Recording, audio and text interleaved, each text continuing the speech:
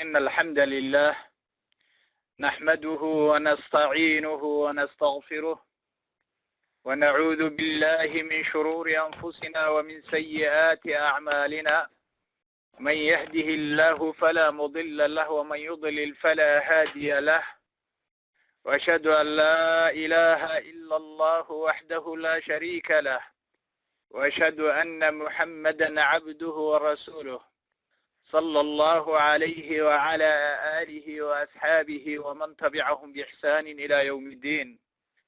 يا أيها الذين آمنوا اتقوا الله حق تقاته ولا تموتن إلا وأنتم مسلمون. يا أيها الذين آمنوا اتقوا الله وقولوا قولا سديدا يصلح لكم أعمالكم ويغفر لكم ذنوبكم، ومن يطع الله ورسوله فقد فاز فوزا عظيما. أما بعد أخواتي في الله، إلهي سبحانه وتعالى idmo waxaynu kor istaagaynaa aayadda Allah subhanahu wa ta'ala: man camila salihan min dhakarin aw untha wa huwa mu'min falanuhyiyannahu hayatan tayyibah. mawduuca aynu u ballansanayn oo maxaa keena burburka qoyska ama family issue-ga ahaa oo aynu doonaynay inaynu fadhiyo badan ka qabanno waqtigu aad iigu yaraa darteed, ama ku talagalkeennu maanta uu ahaa ay ii suroobi weysay oo hadda fursad yar aan u helay in aan kelmaddii aanan baajin, inagoo booqanaynay hadda dadkii ku gubtay xaafadda gurigii sidar ka gubtay, kalena qayb qaadanaynay dhibkii soo gaaray, ayaa ii suroobi weysay mawduuca in aan waqtigiisa iyo baxdigiisa siino. sidaa daraaddeed ayaan gadaal usii dhigannay oo fursadda markuu conventionka naga dhamaada sabtidii wixii ka dambeeya insha allahu tacaala aynu mawduucaasi sii tafatirayno, iyadoo ay weliba igala qayb qaadanayaan dhibaatooyinka dumarka haysta. in badan qaarkood ay text message igu soo direen oo ii tilmaameen familka issue-ga dhibka kala haysta qoyskaasi, asbaabaha keenay iyo sababaha keenay. weliba aan sii xoojinayo iyadoo aan xoogga saarayo in dhibka xooggiisu aan horay u tilmaamay 70% inuu ka imaanayo ragga. asbaabahana aynu tilmaami doono, qaybaha ay dumarka ku leeyihiinna aynu tilmaami doono, maadaama waqtigaasi waqti dheer ay u baahan tahay, fadhiyo badanna ay u baahan tahay, sharaxaad badanna ay u baahan tahay. waaqica oo jira uu ka mid yahay waxyaabaha ugu weyn ee maanta culayska community-ga dadka qurbaha yimidna ay ka mid tahay burburka qoysaska haysta, iyadoo ay ka imaanayso waxyaabo badan oo dhibaatooyin ah, hadday tahay diin yari, hadday tahay tarbiyadii carruurtii, hadday tahay fisqi badan oo magaaladii wax nooc walba oy ka ratimayso burburka qoyska. aasaaskuna uu yahay tiir ka mid ah bulshadii uu yahay in marka juhdigiisa la geliyo, ka hadalkiisana la geliyo, ay munaasab u tahay waqtiga. haddana insha allahu tacaala way noo raxmanaanaysaa oo gadaal baynu u dhiganaynaa. waxaynu isdul taagaynaa aayadda Allah subhanahu wa ta'ala: ruuxii camal wanaagsan sameeya, iimaan iyo rumayn la yimaado alla rumeeya, Allah waxa uu leeyahay falanuhyiyannahu hayatan tayyibah. waxaanu noolaynaynaa nolol wanaagsan oo tayyiba adduunyada weeye inta la joogo. ruuxii camal wanaagsan la yimaada, iimaanka iyo rumayntiisana Allah subhanahu wa ta'ala waxa uu ka doonaya rumeeya oo la yimaada arkaantiisii iimaanka ahayd. ballanqaadku alla bixiye waxay tahay falanuhyiyannahu hayatan tayyibah.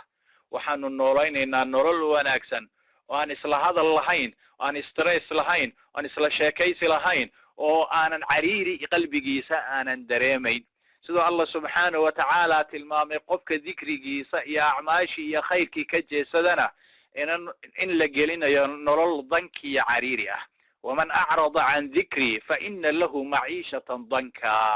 maciishad danki oo cariiri ah ayaa la gelinayaa. qof walbaba naftiisa cabira marka noloshan wanaagsan ee xayaatada tayyibada ah qofku muxuu ku taxsiilin karaa oo uu ku heli karaa iyadoo laga hormariyay amal saalix iyo iimaan in qofkaasi la siinayo nolosha wanaagsan. su-aashu waxay tahay marka acmaasha aad qabanaysid iyo iimaankaaga iyo rumayntiisa ma yahay miraha kaaga dhashay inaad nolol wanaagsan ku haysato xayaato tayiba oo wanaagsan. hadday maya ay tahay waa inaad noloshaada gadaal ugu noqotaa. qaabkaad u fahantay nolosha tayibada inay tahay muuqaalka adduunyada iyo dhaldhalaalkiisa iyo guri weyn iyo caruur iyo xoogaa koonka kugu jira haddaad dhankaa u fahantayna waa qalad. haddii aad u fahantay sida ay shareecada u tilmaantayna waxaad dhadhaminaysaa miraha iyo dhadhanka ka dhadhamaya iimaankaasi uu keenayo nolosha wanaagsan qofkiina ay u xasilayso. see buu ku xasilin karaa noloshaasi wanaagsan waxaynu tilmaamaynaa 5 qodob. awalan waxaa ugu horeeya uu nabigu noo tilmaamay sallallahu alayhi wasallam atafarruqu li'ibadati llah. ruuxu inuu u tafarruqo oo uu u bambaxo oo juhdigiisa iyo dadaalkiisa uu geliyo hadduu doonayo nolol wanaagsan iyo xayaato tayiba ah cibaadada Allah subhanahu wa ta'ala. xadiis uu warinaya xaakim Sheekh Nasiruddin al-Albani rahimahullah sahihu targhib wa tarhib kana uu ku sahihinaya 365 ayaa waxa uu leeyahay Ma'qal ibn Yasar radiyallahu anhu rasuulka waxa uu yiri xadiisul qudsi weeye yaqulu rabbukum tabaaraka wa ta'ala ya ibn adam tafarraq li'ibadati ina adamu utafarruq ibadadayda oo u bambax wixii aan ku abuuray koonkan ku keenay ujeedadu Allah doomada u abuuray wama khalaqtul jinna wal insa illa liya'budun insi iyo jinni umaanan abuurin illa inay caabudaan mooyee Allah subhanahu wa ta'ala wax kale umaanan abuurin. cibaadadaadu ma tahay qof u tafarruqay oo waqtigaaga iyo juhdigaaga geliyay inaad cibaadada Allah subhanahu wa ta'ala aad badisid. haddii aad sidaa yeesho oo nabigu uu leeyahay sallallahu alayhi wasallam xadiisul qudsiga Allah uu ka warinay ibn adam tafarraq li'ibadati amla'u qalbaka ghinan wa amla'u yadayka rizqa. nolosha tayyibada ahay ayaa u xasilayso u iimaanayso asbaabihii cibaadadii camalkii saalihaha uu la iimaanay ila aayadayna waxaynu ku furfuranay man amila salihan min dhakarin aw untha. ruuxii acmaal wanaagsan la yimaada iimaanna la yimaada lab yadadi ku doona ha ahaadee falanuhyiyannahu hayatan tayyiba. hayata tayyiba inuu noolaynayna nabigana wuxuu leeyahay xadiisul qudsiga Allah subhanahu wa ta'ala ya ibn adam tafarraq li'ibadati utafarruq oo u bambax oo juhdigaaga iyo dadaalkaaga geli cibaadadayda. maxaa ka dhalanaya amla'u qalbaka ghinan qalbigaaga ghinannimo iyo hodantinimo gelinaya wa amla yadayka rizqan gacmahaagana irzaaqad baan ka buuxinayaa sida waxaa oranaya Allah subhanahu wa ta'ala xadiisul qudsiga nabigu uu warinaya ee saxiixa ah. ya ibn adam la tabaacad minni ibn aadamu ha iga fogaanin oo meesha layga helayayaan lagaa waayin cibaadada iyo khayrka iyo taqwada iyo alla ka cabsiga iyo meel kasta iyo camal walbo alla loogu dhawaanayo haddii aad ka fogaato alla waxa uu leeyahay ciqaabka adoonkaasi u xasilayo fa amla qalbaka faqran qalbiga waxaan kaa gelinayaa faqri wa amla yadayka shughlan gacmahana mashquul baan kaaga buuxinayaa. miyaysan ahayn maanta dadkeenna qurbaha yimid labadaa ciladood waxaana haysta oo ruuxu qaninimuu raadinayaa oo faqri baa qalbiga oga buuxa. si walba wax loo siiyo si walba wax u helo si walba wax isu daba mariyo faqriga waa ka bixilaayihiin guryihii islaamka. waa marka labaad ee gacmihiina mashquul baa laga geliyay oo waa la sii jeediyey markuu Allah subhanahu wa ta'ala ka fogaaday ayaa isagiina la mashquuliyay. waqtigiisii baa yaraaday dadaalkiisii baa yaraaday mashquul buu ku yahay. bilkalima waxay tilmaamaysaa wax walbo mashquul uu sheeganayo. insaankii waa sheeganayaa wuxuu leeyahay waqti ma hayo firaaqayga aad u yar xagee bay aad marka miyaysan ahayn ciqaab Allah subhanahu wa ta'ala adoonku gelinayo. xadiiskan ayaa Allah subhanahu wa ta'ala wahyi wuxuu noogu waramayo oo rasuulku u sheegayaa wacdiga allah subxaana wa tacaala laysa axadun wa fii bay axdihi minh inay laba samaraad iyo miro ay ka dhalanayaan qofka u tafaruqa cibaadadiisa allah subxaana wa tacaala inuu allah subxaana wa tacaala uu ka buuxinayo qalbigiisa haninimo gacmihiisana irsaaqad uu ka buuxinayo siduu allah subxaana wa tacaala nuugu baraarujiyey tahdiid iyo goodi intiqaam in laga aargoosanayo liman baacada canhu bicuquubatayn qofkii ka fogaada allah subxaana wa tacaala laba ciqaab lagu qabanayo waxay taana tusaysaa marka faqriga qalbiga laga geliyey gacmaha mashquulka laga geliyey waxaynu ognahay wa min almacluum ana man agnaa qalbahu almughniya jala jalaaluhu falaa yaqrabu minhu alfaqru abada waman mala'a alrazaaqu du lquwati almatiin yadayhi rizqan falaa yuflisu abada qofku allah subxaanahu wa tacaala qalbigiisa haninimo uu ka buuxiyo inuusan faqri weligii uu taabanayn qofku allah subxaanahu wa tacaala irsaaqada uu u furo razaaqa dulquwati almatiin gacmihiisa irsaaqad uu ka buuxiyo falaa yuflisu abada weligii ma cayroobayo qofku allaha qaadirka ee kara wax walba ee muqtadirka ah almaliku alcaziiz qalbigiisa uu faqri ka buuxiyana falaa axada yastatiicu iqna'ah qof kari karo awoodi karo qofkaasi haninimo iyo hodantinimo gaarsiin kara ma jiro waman ashqalahu aljabbaaru alqahaar falaa axada yastatiicu manxa alfaraaq qofku allah subxaanahu wa tacaala mashquul geliyey sii jeediyeyna qof manxa iyo firaaq siin kara ma jiro haddaba qofku allah subxaanahu wa tacaala haninimo iyo hodantinimo qalbigiisa ka buuxiyo waxaa ka zuulaysa kulla xasratin waxaa ka u soo gelaysa u soo xaadiraysa suruur iyo farax qofku allah subxaanahu wa tacaala uusan haninimo iyo hodantinimo uusan siina naftiisa waxay gelaysaa addunya alxasra adduunyada iyo xasaraadkeeda iyo qoomamadeeday ku kala tegaysaa saasaa waxaynu u tilmaamaysaa marka kullamaa bacdat alquluubu can rabbiha mar kasta oo qalbigu rabbigii uu ka fogaado kullamaa zaada shucuuruhaa biطibci waalfaqr waalxaaja waxaa ku ziyaadaya shucuur iyo cariiri iyo faqri iyo xaajo haddii adduunyo oo dhan bixadaafiiriha laysugu keeno addoonkaasi hodantinimo iyo haninimo ma dareemayo waxa uu ka qaadayaa faqri iyo cariiri qofka adduunyada saa isu raaciyeyna saddex qooma ma ka bixi mayo hamu laazim wa tacbu daa'im wa xasratin laa tanqad tacab hami laazim ah oo qofku intaa uu fikirayo oo walbahaarayo oo walwalayo tacab daa'im iyo shaqo joogti oo nasasho aan lahayn iyo xasrado iyo qoomamo taa waxay tilmaamaysaa nebigu waxa uu leeyahay sala allahu calayhi wasalam si taa loogu tambiihiyo low kaana libni aadama waadiyaani min maalin labtagaa haalithaa ibni aadanka haddii laba tog ama laba waadi oo xoolo iyo maala la siiyo labtagaa haalithan mid saddexaad buu raadin walaa yamla'u jawf ibni aadama ila turaab ibni aadam waxaa jawfkiisa iyo calooshiisa buuxiyo oo keliya caro wayatuuba allahu calaa man taab qofkii allah u toobad keenana wuu ka toobad aqbali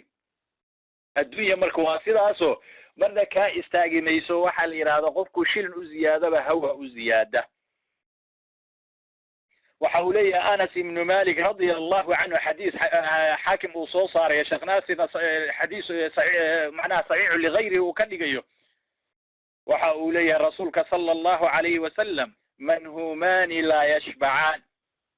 laba wax raadinaysa ma dhergaan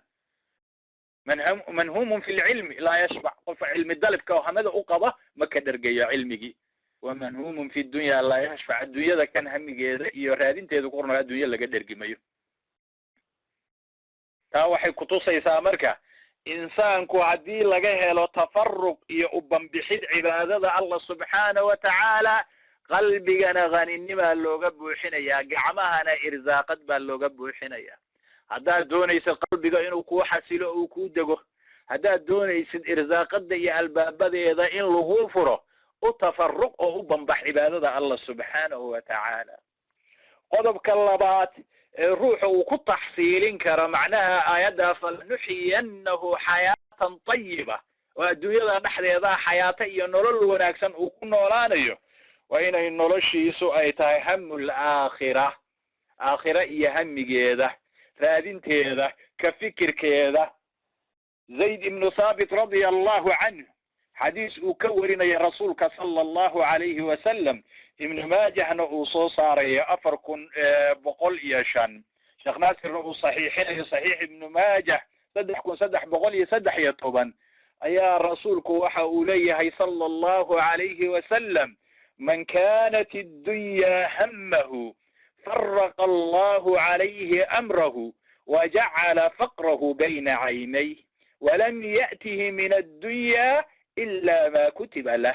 ومن كانت الآخرة نيته جمع الله له أمره وجعل غناه في قلبه وأتته الدنيا وهي راغمة وكما قال رسول الله صلى الله عليه وسلم وحولي رسولك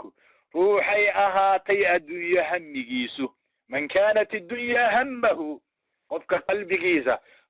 markuu seexanayo markuu soo toosayo waxa uu ka fikirayo waxa uu qorsheynayo waxa qalbigiisa ka buuxo dhan waa adduunyo see ku taxsiilisaa see ku heshaa xagee ka keentaa xagee ku bixisaa adduunyo keliya hamigiisu ay tahay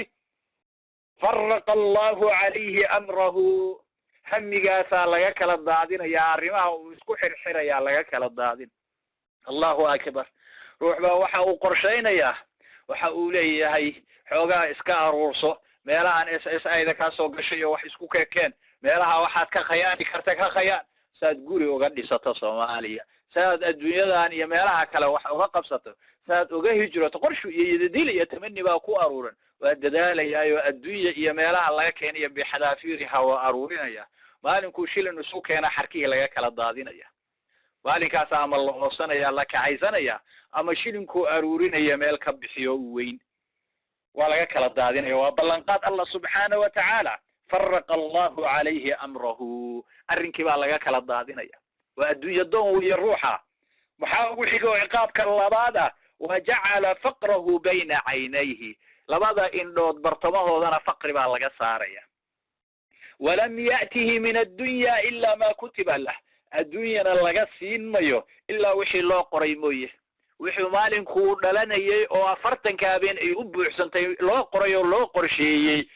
inta ka badan ma keeni karo kaliya tala saarashadii uu ka tagay dadaalkiisa iyo juhdigiisa waxa taa ay keenaysaa waxa naga dhaacsan in badanna maanta qalbigeena ka buuxsantay tusaalayaasha inuu bixin karna kamid ah waxa lagu leeyahay gabdhihii waxay naarsiga u galeen oo lacag baa laga helaa oo adduunya ka muuqato waxbarashadan iyo dadaalkan haday gabadhu maanta ay takhtarad ay noqoto dhiisha ceerta la iska tuuraysaa laakiin uma qorshaysna oo uma oga wax walba ay ku dadaasho shahaado walba ugu sarreysa ay qaadato aqoon walba ugu sarreysa ay qaadato inaysan keeni karin haday cidihi faruhu ay murxaan inta Allah subhanahu wa ta'ala u qorsheeyay in ka badan inaysan keeni karin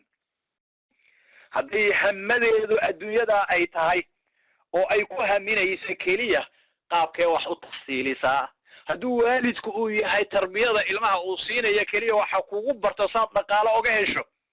adduunyo iyo dhaqaalaheeda keliya ay u muuqato waxaa laga kala daadinayaa adduunyada iyo aakhiradiiba walam ya'tihi min addunya illa ma kutiba lah bal aad u fiirsada niyadaas qalbigaada ku jirta waxa ay tahay ayaa samaadka iyo miraha kaaga dhalanaya ay tahay noloshaada iyo xayaatadaada deganaanteeda iyo xasiloonideedana waa qalbiga miraha ka dhalanaya qulubtaynu ka hadalnay haddaad ogtihiin 2-3 fadhi baynu kaga hadalnay waxyaabaha acmaasha qulubtu ay qabanayso marka nabigu waxa uu leeyahay sallallahu alayhi wasallam man kanat ad-dunya hamma hamigiisu adduunyo keliya ruuxay tahay فرق الله عليه أمره وجعل فقره بين عينيه ولم يأته من الدنيا إلا ما كتب له miyaysanna haysantaa xolana ma hayno ilmana ma hayno adduunyana waanu soo qaban lahnahay faruhuna waa murxeen si walbood wax isu daba marisay si walbood xalaal inta u rumayay laakiin hamadaadu adduunya aakhira aysan kugu jirin aad u raadinaysid kam nin wanaagsan oo khayr badan oo dadaal badan inta uu yidhi adduunyadu xoogaa loogu sheekeeyey gawaarida iyo tagaasida iyo taraagyada lacag laga helaa farahaagaa dhunkanaysa ay 100 asbaabood oo halaag ah ay u horseeday waa marka koowaad ee cuntadiisi iyo cabitaankiisi baa cariiri gelaya waxay sabab u noqonaysaa waxaan ku cuninba waa la cunaa waxay sabab u noqonaysaa adduunyadii iyo asbaabaheedii waxa uu ka shaqaynayo oo uu qaadayaba inay xaaraani ay soo gasho soo ma khasaarin qofka marka oo noloshii tayyibada ee uu raadinayay uu ka doorbiday adduunyadii qofka uusan u bareeray markaa keliya kan dadaalaya uu noqonayo wartaraagaasaan qaatay oo deyn barri baan ku qaatay ama waxaan qaaday oo la isaaray baa xaaraani ka buuxdaa lacagtaasi see yeelaa inta qarsanaysana badan oo guryihii ku soo noqonaysa oo family issue-ga markaynu ka hadlayno inu tilmaami doonaa gurigaa xaaraantu soo gashay oo gurigii cuntadiisii iyo noloshiisii ay noqotay see bay xaaladiisu noqonaysaa hamadaa adduunyada keliya gabadhii odageedii ay ku fikirayaan keliya see xoolo lagu helaana nolosha gurigaasi maxay noqonaysaa waa marka koowaade waa laga kala daadinayaa oo qorshahoodii waa marka labaadee faqri baa lagu beerayaa indhaha laga saarayaa taasay soomaalidu waxay u tiraahdaa faqrigu inaad adigu aragtay inuu ku arka keebaa daran haddana walam yaatihi min addunya ilaa maa kutiba lah dabadaa murxaysaga meel walba u ordayeen haddana soo qaban laayiin laakiin waman kaanat alaakhiratu niyatahu niyadaa wax laisku siinayaa u fiirso laakiin waman kaanat alaakhiratu niyatahu qofkay aakhira niyadiisa ay tahay jamaca allahu lahu amrahu arrimaha uu ka fikiraya khayrka wanaagga loo aruurinayaa oo laiskugu xirxirayaa xarkaha ka kala daadsan baa la isugu keenayaa wajacala ghinaahu fii qalbih qalbigana haninima iyo hodantinimaa loo gelinayaa wa atathu dunyaa wahiya raaqima adduunyana iyadoo sanka ka duran bay albaabadeeda iyo khasnadaheeda u furmayaan labadaa ruuxi maxay ku kala tageen waxay ku kala tageen niyada oo la wanaajiyo qofka uu ka fikiro aakhiro oo allah subxaanahu wa tacaala maxaad la hortegaysaa waxay ku imaanaysaa aayadda bilowgeediio man camila saalixan min dakarin ow unthaa wa huwa mu'min falanuxyiyannahu xayaatan tayiba xayaato iyo nolol wanaagsan baanu noolaynaynaa camalka uu qabanayo waa camal wanaagsan oo allah subxaanahu wa tacaala raalli ka yahay acmaashu saalix waxay ku noqotaana waxaad og tihiin in laga helo niyo wanaagsan oo alla dartii iyo ikhlaas qofku inay ka tahay mutaabaca iyo nebiguna uu raacaya ay ka mid tahay iimaankiina waxa uu keenayaa inuu wuxuu allah subxaanahu wa tacaala farayna fartoomo waxa uu ka reebayna uu ka reebtoomo iimaankii baa keensanaya niyadaasi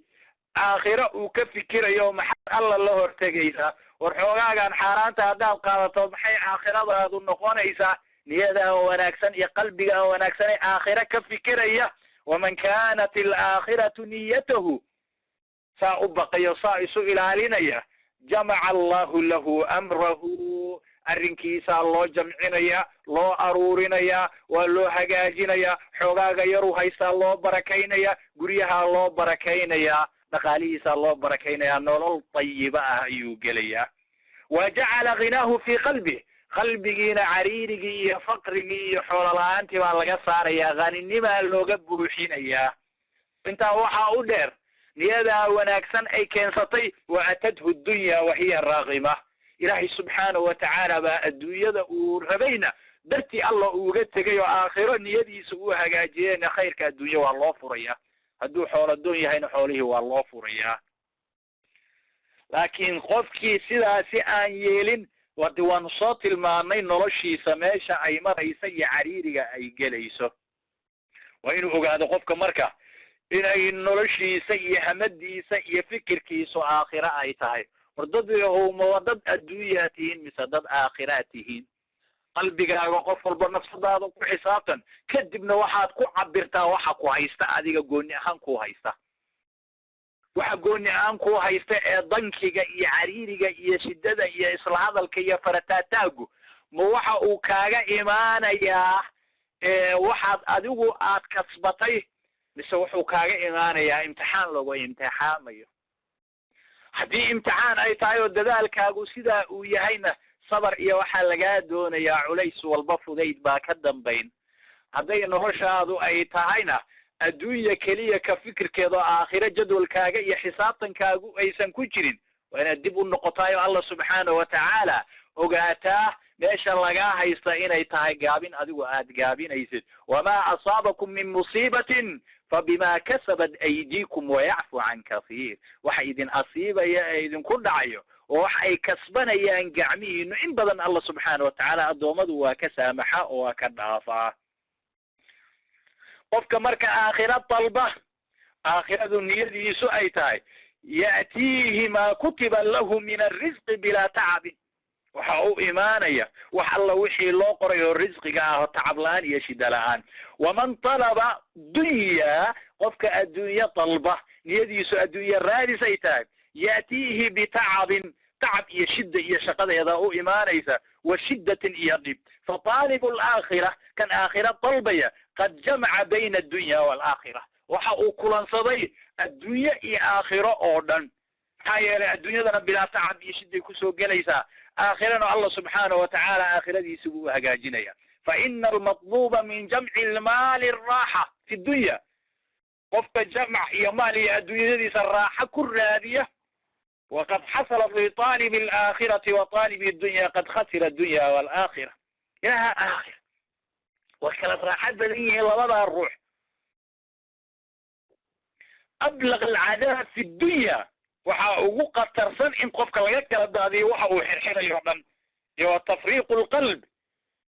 wa kownu lkharbi nusiba cayna alcabdi laa yufaariqu mar walbaba faqriga uu ku taagay ablaq alcadaab fi dunya cadaab ugu adag ee qofka la geliya taa weeye in xarig aad xirtaba lagaa kala furfuro wax alla tallaabadaad qaadaba waa culays baa kaa saran oo furfuri maysid haddana qalbigaagii tafriiq baa la gelinayaa oo waa kaa kala daadsan haddana faqri baa indhaha kaa saaran faman kana faqruhu bayna caynayhi lam yazal khaa'ifa min alfaqri laa yastaqni qalbuhu bishayin walaa yashbacu min addunya waman kana alghina fi qalbihi falaa yaduruhu ma laqiya min addunya allahu akbar allahu akbar maxaad mooday waidaa kana hada ghina man kanat alaakhiratu hamahu qofkii aakhire hamadiisu sida ay tahay abaalmarintaa la siiye fakayfa man kana allahu akbar ham qofka allah subxaana wa tacaala hamadiisu keligii ay tahay si uu caabudi lahaa si uu raadigalayn lahaa siduu allah subxaana wa tacaala isugu xiri lahaa qodobka saddexaad ee nolosha tayibada ee wanaagsan ee aayaddu ay noo tilmaantay lagu taxsiilin karo oo lagu helayo arridaa bimaa qasama allah inuu qofku raalli uu ku noqdo wuxuu qismi iyo qayb allah subxaana wa tacaala u siiyey addoommada aad arkaysadoo khalaa'iqda oo dhan gaal iyo muslim ruux walba qismi iyo qayb loo qorsheeyey baa jirta ruuxii raalli ku noqda wuxuu allah subxaana wa tacaala u qorsheeyey oo uu siiyeyna noloshaa tayibada ee wanaagsan buu helayaa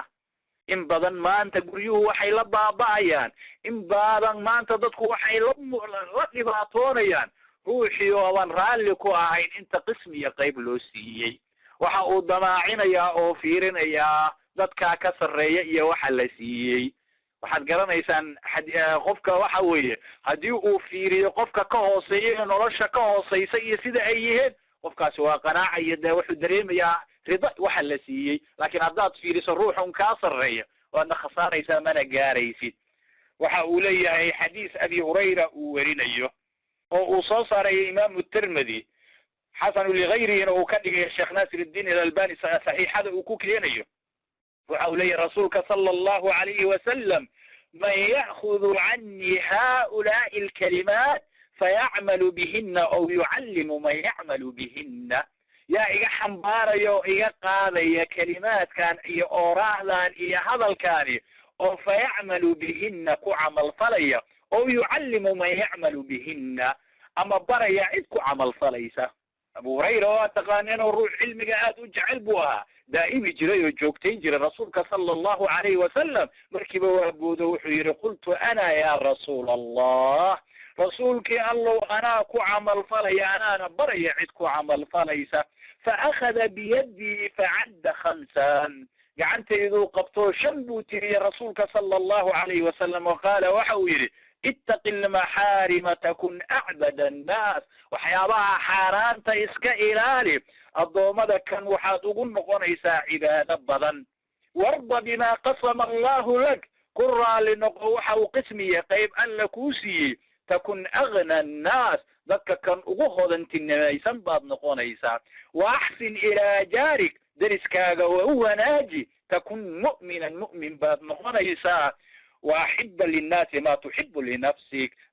waxaad naftaada la jeceshahayna dadka la jeclow waaxiba linnaas dadka waxaad la jeclaataa maa tuxibu linafsik waxaad naftaada la jeceshahay takun musliman muslim hogaansamay baad noqonaysaa walaa tuksir adaxika qosolka ha badin faina kasrata adaxiki tumiitu alqalb qosolka tirada badan qalbiguu engejiyaa oo uu madoobeeyaa waxaynu ka daliishanaynaa oo rasuulku uu leeyahay warda bimaa qasama allahu laka takun agna annaas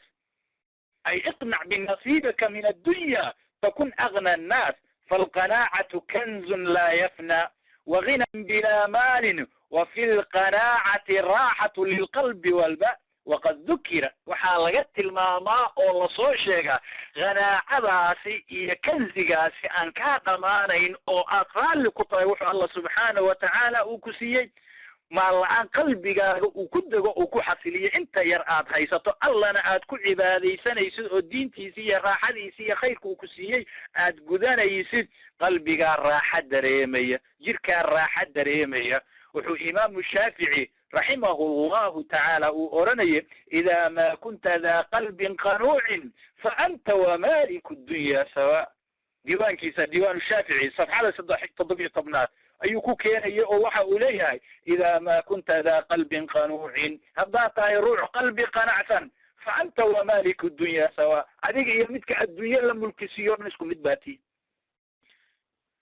فرضا بالرزق المقسوم رزق مقسوم كاللغو قرشيي هذه أطغال لكل نقطة راحة للنفس وطمأنينة للقلب راحة نفس دريميسا طمأنينة القرآن كهوت المامي فلنحيينه حياة طيبة يا دريميسا قلبك كسو بحيسا بل هو سعادة نفسها سعادة هي اللي مانت لتادين هي لفتك هذا ماشا لقاها لوية لأن السعادة الحقيقية ليست بالأملاك والقصور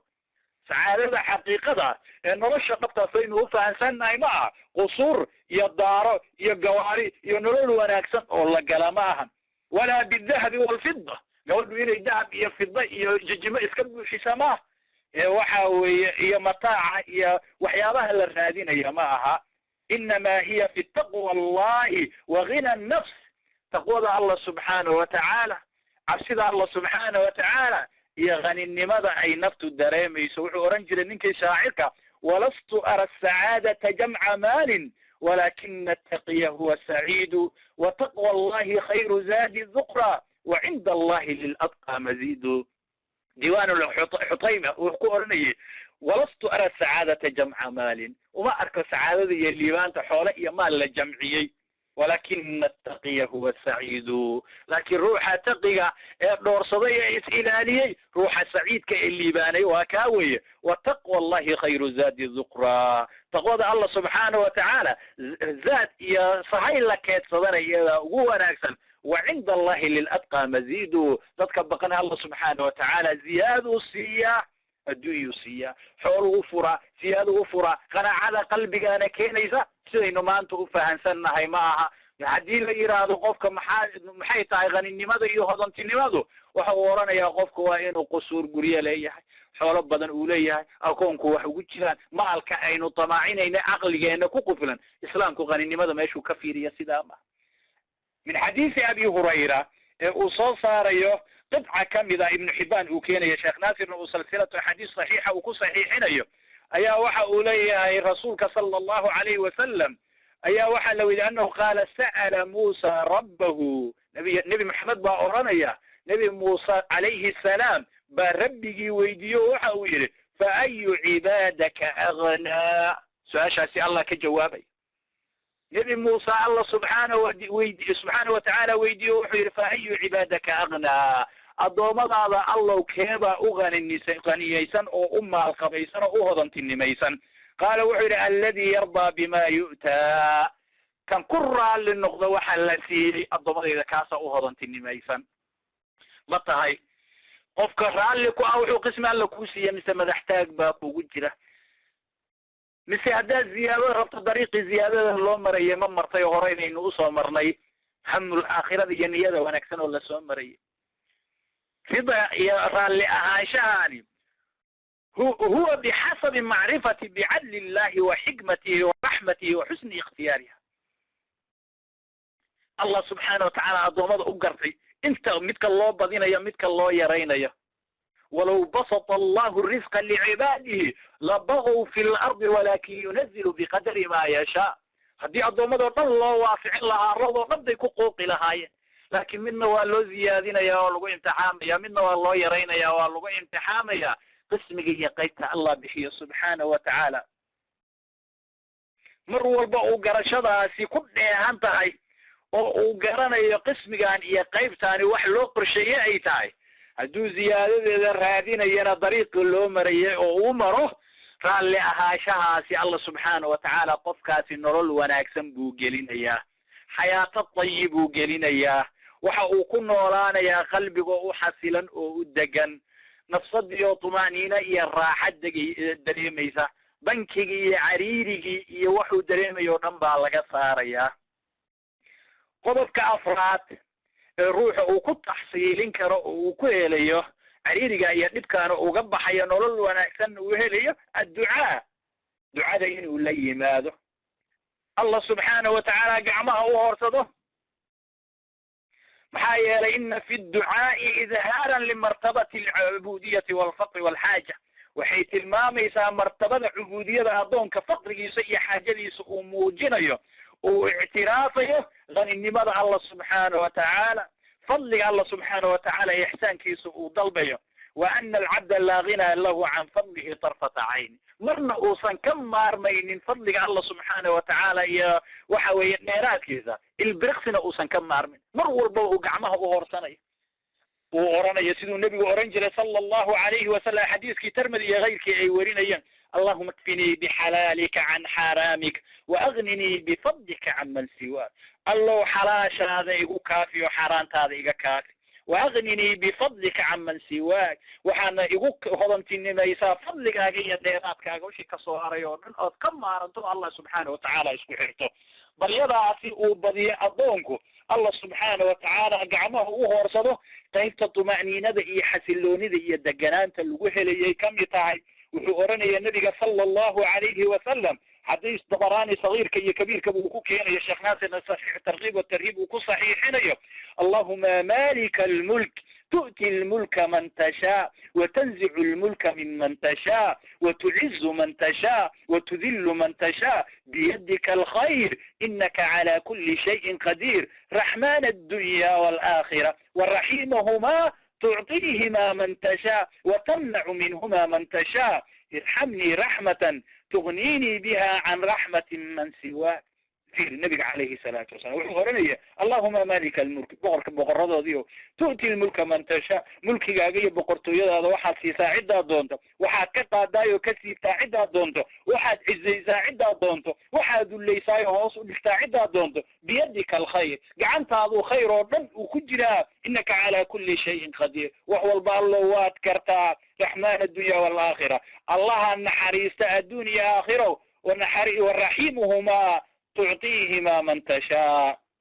وحسيسا وراجيدا الدنيا يا آخرة قفك دونتو وتمنع منهما من تشاء وحكم من عصايا كعشة عدة دونت يا الله إن حريص الرحمة هذا يقول هذا انتنما يوصي عدة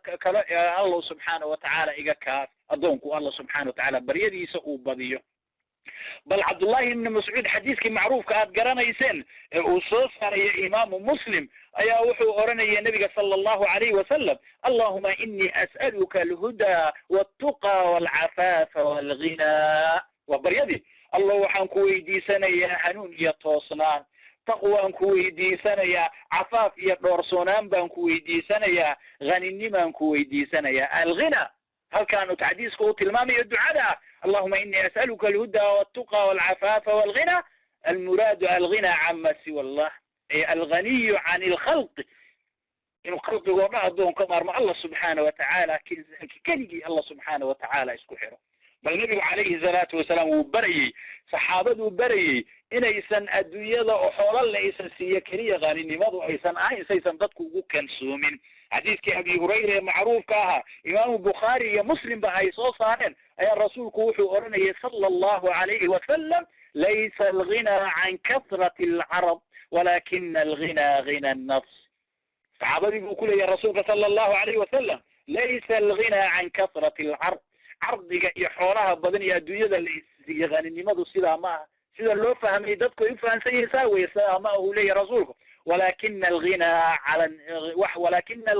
غنى النفس غني النمض يهضنت النمض ونفط أوقفك غني النمض قلبك يسعو كدرين العرض هل كواحد لو رجل حديثك وتلماميه ليس الغنى عن كثرة العرض سيدا آيات القرآن كسورة الأنفال من جعلها إنه يكون جرسي آيات اللي إحنا يسددات مالها متاع الدنيا دي وحو تلمام يريدون عرض الدنيا الله سبحانه وتعالى وحي فاذين يعني أدون كي عرض جديد متاع يسير الدلال كيسا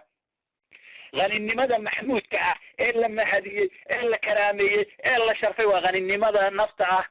وحو يقفك وكوكر صونا الله سبحانه وتعالى وحو سيي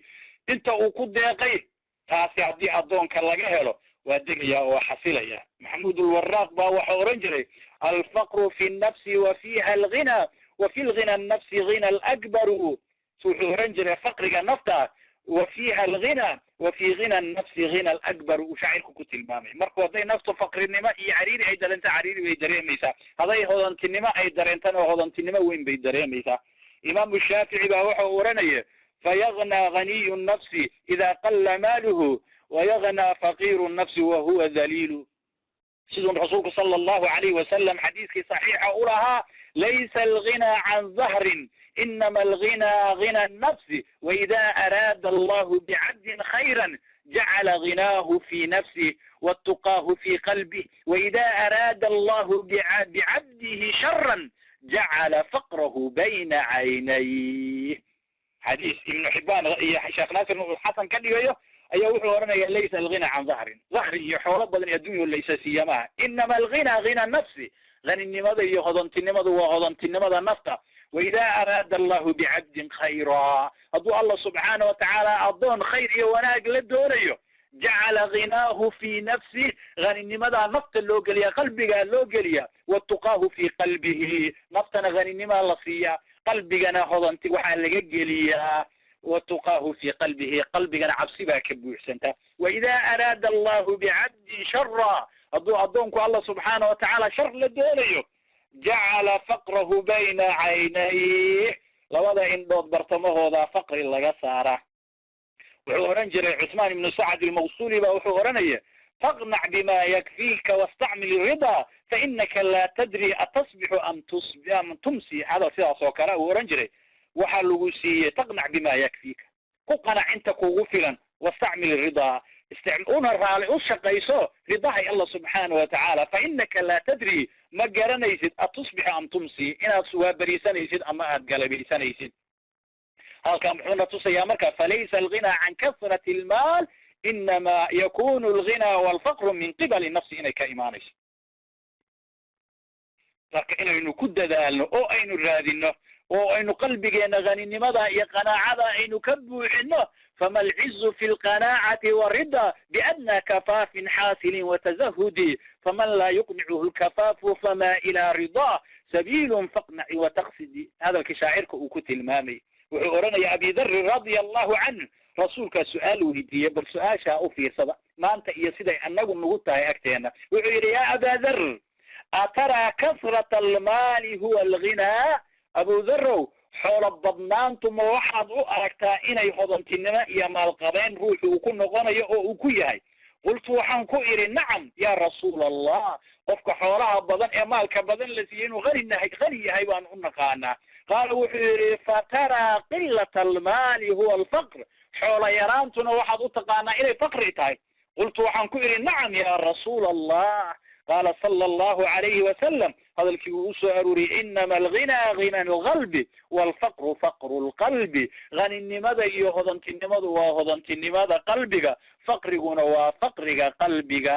haddii qalbigaagu faqri ku qoran yahay malaayiin lacaga haddaad haysato faqrigaa unbaad ahaanaysaa hadduu qalbigu haninimo iyo hodantinimo ay ka buuxdo haddaad wax yar haysato iyo haddaad wax badan haysataba haninima qalbigaaga ka buuxaysa markuu qofku inuu saa u garto inamaa kana laa yugniika maa yakfiika fakulu maa fi dunya laa yugniika uu ninka shaacirka uu ku tilmaamaya kam min faqiirin ghaniyi nafsi tacrifuhu wa min ghaniyin faqiiri nafsi miskiin uu ku tilmaamayay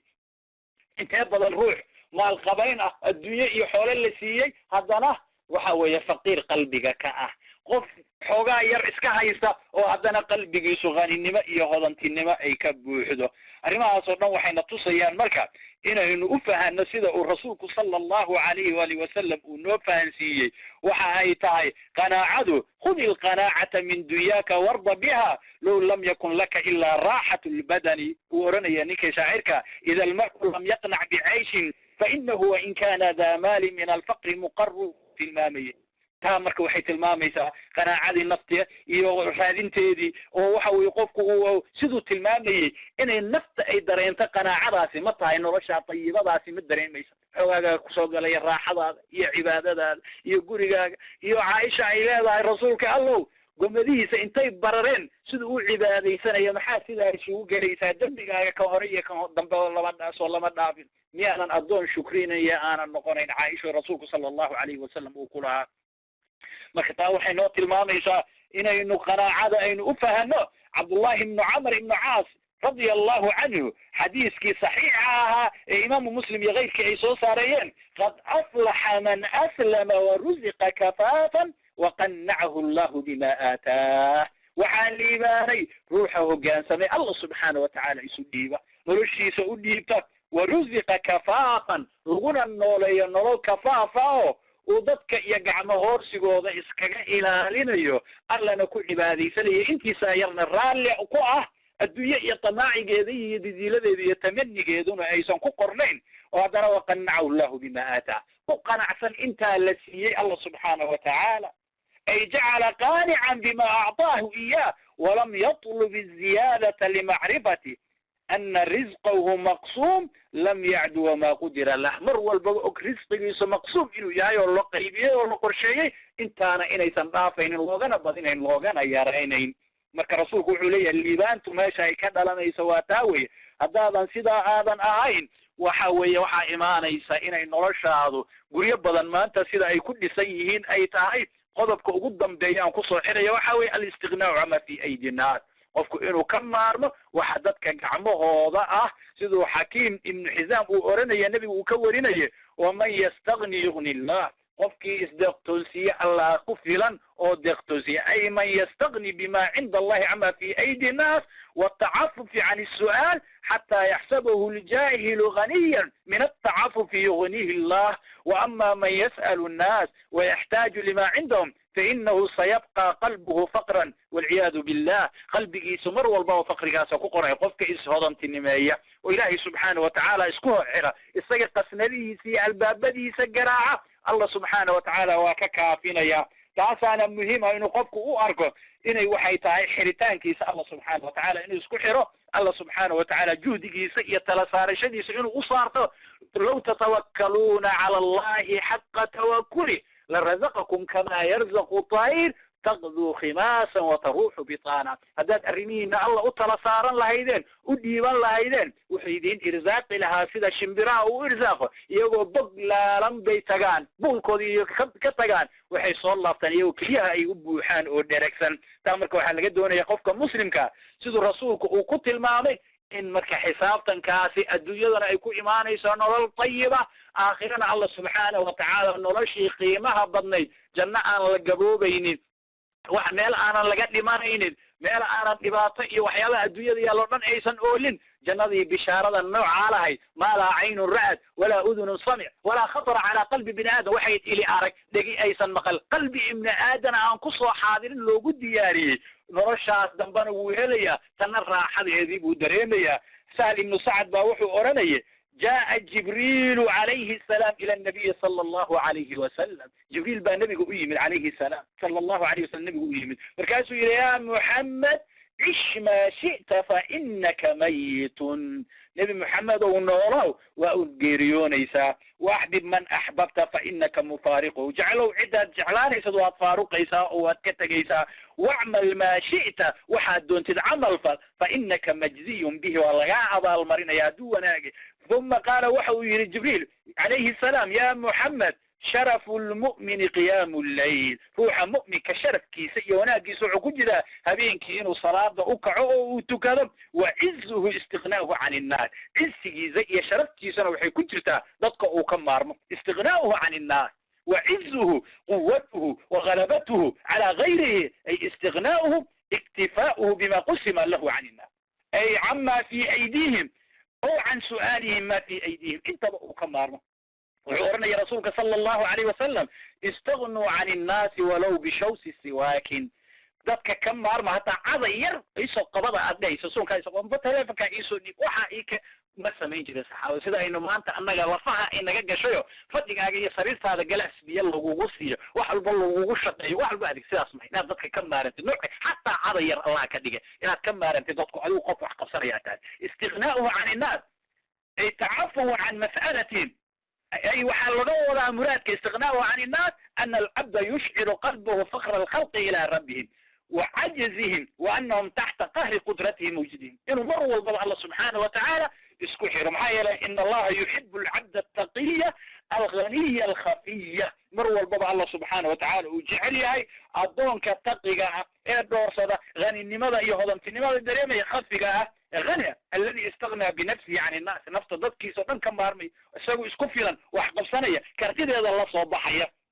دا marka waxayna tilmaamaysaa inaynu ogaano marka in aynu nahay dad waxa weeye sharaf iyo wanaag inoogu jirto mu'minka inuu cibaadaysanayo qodobkii koowaad baynu ka dhignay tafarruqu li'ibadati Allah qiyam al-layl kal cibaadadii bay kamid tahay tatajafa junubuhum 'an al-madaji' yad'una rabbahum khawfan wa tama'an wa mimma razaqnahum yunfiqun dinacooday dhulka ka fogayeen iyagoo dalbaya naxariista Allah subhanahu wa ta'ala iqaabkiisana ka baqaya inna fi khalqi as-samaa'i والأرض واختلاف الليل والنهار لآيات لأولي الألباب الذين يذكرون الله قياما وقعودا وعلى جنوبهم ويتفكرون في خلق السماوات والأرض مركز أصاب حيث ربنا ما خلقت هذا باطلا سبحانك فقنا عذاب النار مركز أصاب حيث الدنيا ذي نيسان عبصاي إن اللي اسكا أبور إنه اسكا عنو اسكا عبد سريديه اسكا دول سيحدو أفحسبتم أنما خلقناكم عبثا وأنكم إلينا لا ترجعون ما واحد مدن عبث عيار إلا يسوك يعني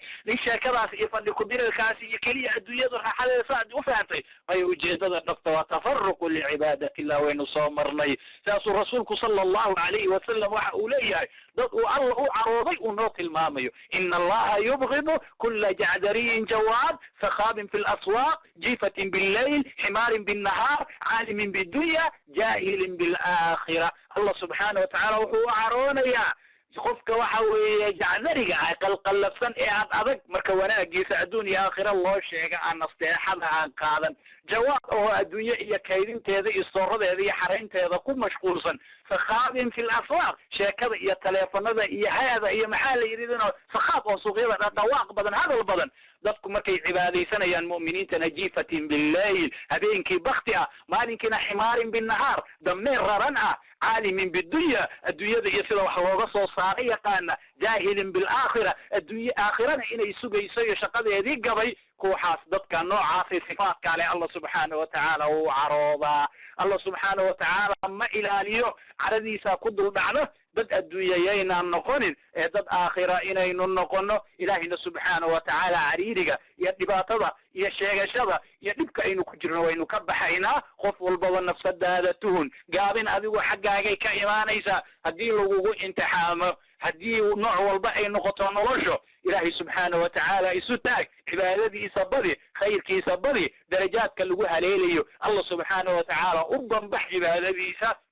waxaan ku soo aruurinayaa ilaahay subxaana wa tacaala waxaan weydiisanayaa inuu naga dhigo kuwa qulubtooda nolosha tayibada haninimada iyo hodantinimada laga buuxiyey inuu naga dhigo inuu allah subxaana wa tacaala nagu halaagin adduunye iyo waadiyadeeda iyo ku cararkeeda iyo raaraadinteeda iyo didiiladeeda iyo tamanigeeda inuu allah subxaana wa tacaala nolosheenna qusuurkeeda acmaal wanaagsan kuwa u samaystay inuu allah subxaana wa tacaala uu naga dhigo ilaahay subxaana wa tacaala waxaan weydiisanaynaa gabdhaha muslimaadka ee khayrkaa dhegaysanaya inuu allah subxaana wa tacaala uu sugo inuu ilaahay subxaana wa tacaala camalka iyo khayrka iyo salaada iyo cibaadada u fududeeyo inuu carabkooda dikriga allah subxaana wa tacaala u fududeeyo inuu ilmaha uu hagaajiyo inta raadinaysana ilmo wanaagsan allah subxaana wa tacaala uu siiyo intay nolosha ciriiriga ku tahayna ciriiriga allah subxaana wa tacaala uu ka saaro inta bugtana ilaahay subxaana wa tacaala ha caafiyo innagoo dhanna waxaa ilaahay subxaana wa tacaala weydiisanaynaa nolosha dhabta ee xaqiiqada ah inaynu allah subxaana wa tacaala dariiqeeda uu nagu sugo oo uu nagu hagaajiyo nolosha cariiriga iyo dhibaatadeedana allah subxaana wa tacaala uu naga saaro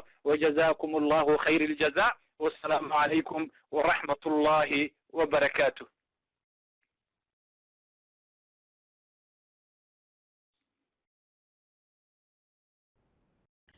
ما شاء الله جزاه الله خير الجزاء الشيخ توكل يوسف إسماعيل أبو رمل الله سبحانه وتعالى كلمات كسقيمها بدل محاضرات ميسان كحسنات وقدرة وكلا قيب قنية ولا لها